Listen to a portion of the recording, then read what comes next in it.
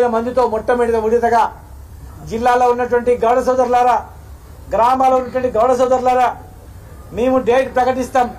మీరే ఇదే ఆహ్వానంగా మన్నించి ఉద్యోగస్తులు కానీ వ్యాపారస్తులు కానీ ఈ జాతిలో ఈ జాతికి పుట్టినటువంటి ప్రతి బిడ్డ, ఈ జాతికి పుట్టిన ప్రతి బిడ్డ తరలి రావాలి.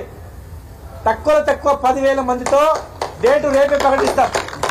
10,000 మందితో మహాధర్నాని, అది చలో హైదరాబాదా, చలో సెక్రటరేటా, చలో ట్యాంక్ బండా, నీరకేఫా, లేదా చలో అసెంబ్లీ ప్రకటిస్తాం. 15 రోజులలో రేపో ఎల్లుండి డేట్ ప్రకటించి 10,000 మందితో మొదటి విడతగా ధర్నా పెడతాం. రెండో విడతగా నెక్స్ట్ మంత్ 5 లక్షల మందితో గౌడ సోదరులతో జింకానా గ్రౌండ్ లో పెద్ద సభ ఏర్పాటు చేస్తాం. అన్ని కులస్తుల సహకారం తీసుకుంటాం, కుల వృత్తుల సహకారం అందరు తీసుకుంటాం. సహకారం తీసుకొని గ్రామాల్లో కళ్ళు నీరా సేవించేటువంటి ప్రతి ఒక్కరు సహకారం తీసుకుంటాం. ఈ ప్రభుత్వం రైతులను వేధిస్తుంది, కుల వృత్తులను వేధిస్తుంది, అందరు ఆత్మగౌరవాన్ని దెబ్బతీస్తుంది. గౌడనుల గుండెల మీద తన్నింది. ఈరోజు మేల్కోవాల్సిన అవసరం ప్రతి ఒక్కరి మీద ఉంది. పార్టీలకు అతీతంగా అందరు కదలాల్సిన అవసరం ఉంది. ఈ 2 ప్రోగ్రాంలో ఈ 15 రోజుల్లో జరగబోయేటువంటి మహాధర్నాలకు తర్వాత నెక్స్ట్ మంత్ 5 లక్షల మందితో జింకానా గ్రౌండ్ లో జరగబోయేటువంటి బహిరంగ సభకు కూడా అందరు కూడా భేషజాలు పక్క పెట్టి చేయాలి. మరి అందరు పెద్ద మనుషులతో ఇప్పుడు కొద్దిసేపు కూర్చుంటాం. చాలా మంది మేధావులు ఉన్నారు, మా వాళ్ళు కూర్చొని మేము మాట్లాడతాం. మాట్లాడి డేట్లు కూడా మేము ప్రకటిస్తాం. మన జాతి ఈ కులవృత్తుల జాతులందరినీ కూడా ఆహ్వానించుకొని పెద్ద ఎత్తున ఈ కార్యక్రమాన్ని నిర్వహించుకుంటాం. ఇంకా ఏ కులవృత్తి జోలికి వస్తే కూడా ఇట్లా అవుతుందనేటట్లు, ఈ దేశంలో ఎవరి జోలికి వస్తే ప్రభుత్వాలు మట్టి కలిసిపోతారు అనేటట్లు క్యారెక్టర్ చేస్తాం. గౌడ సోదరులారా, మీరు భయపడకండి. ఒకవేళ ఎక్సైజ్ డిపార్ట్మెంట్ వాళ్ళు కేసులు పెట్టి జైల్లో పెడుతున్నారు కదా, మీరు రాసుకోండి. మిమ్మల్ని వేధించిన ఎవరిని కూడా మేము వదిలిపెట్టాం. మీ పేరు రాసుకోండి.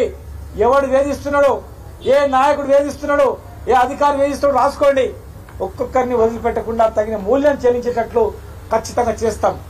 వదిలిపెట్టాం, ఎవరిని వదిలిపెట్టాం. వాడు రిటైర్డ్ అయినా కానీ మిమ్మల్ని వేధించినంటే ఖచ్చితంగా ఆయన తగిన మూల్యం చెల్లించుకోవాల్సి వస్తుంది. ఒక రాజకీయ నాయకుడు ఎవడైనా వేధించినా ఖచ్చితంగా ఆ రాజకీయ నాయకుడిని భూస్థాపితం చేద్దాం. ఎవరైనా సరే, ఏ పార్టీ అయినా సరే, మిమ్మల్ని వేధించిన ప్రతి వ్యక్తిని వెంటాడతాం. ఒక్కరిని కూడా వదిలిపెట్టాం. మీరు భయపడకండి. కేసులకు భయపడో, మీ దందాలకు భయపడో, మీరు తాకట్టు పెడితే మన ఆత్మగౌరవం తాకట్టు పెట్టినట్లయితే కనుక అన్నిటిని ఛేదించి భయపడకుండా మేము బయటికి రాండి. మహాధర్నకు కదిలి రాండి. స్వచ్ఛందంగా మీరే బండ్లు పెట్టుకొని నెక్స్ట్ మంత్ జరగబోయేటువంటి భారీ బహిరంగ సభకు కూడా మీరందరూ సిద్ధం కావాలి. ఎవరంతకు వాళ్ళు దయచేసి ఇక్కడ సంఘాల వాళ్ళు కానీ, మరి బిజినెస్ ప్రభాకర్ గారు కానీ వాళ్ళ టీం అందరూ వచ్చింది, మిగతా సంఘాలు కానీ మొత్తం సమన్వయ సంఘాలు, కుల సంఘాలు దయచేసి, ఎందుకంటే ఇక్కడ చాలా మంది అన్ని పార్టీలు, సిపిఐ, సిపిఎం, అన్ని పార్టీలు, కాంగ్రెస్, మన బీజేపీ అట్లా పార్టీలు లేకుండా ఈ పార్టీ ఆ పార్టీ అనకుండా అన్ని పార్టీలకు సంబంధించినటువంటి నాయకులు ఉన్నారు. జాతి గురించి వచ్చేటువంటి మహిళలు కూడా చాలా మంది వచ్చారు. కనుక దయచేసి మరి ముఖ్యంగా పంజాబ్, హర్యానా నుంచి విషయం తెలుసుకోగానే ఆ 2 రాష్ట్రాల అధ్యక్షులు మోహన్ సింగ్ అల్వాలియా గారు కూడా రావడం, మరి రాత్రి చెప్తే పొద్దుగా గారు కూడా రావడం జరిగింది. అవసరం అనుకుంటే అన్ని రాష్ట్రాల వాళ్ళని కూడా తీసుకొస్తా అని చెప్పాను. కనుక రేపు జరగబోయేటువంటి భారీ బహిరంగ సభకు దేశంలో ఉన్నటువంటి ప్రతి రాష్ట్రంలో ఉన్నటువంటి మహనీయులని అందరినీ ప్రతి ఒక్కరు కూడా చేద్దాం.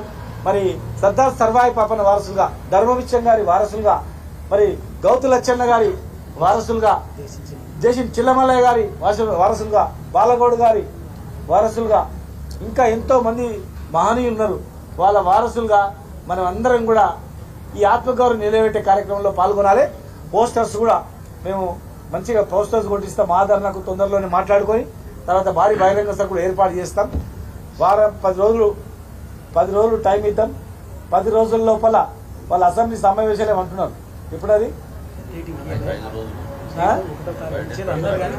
చూద్దాం. ఇక మనం వాళ్ళ సమావేశాల్లోనే మహాధరణ కార్యక్రమం కూడా చేద్దాం.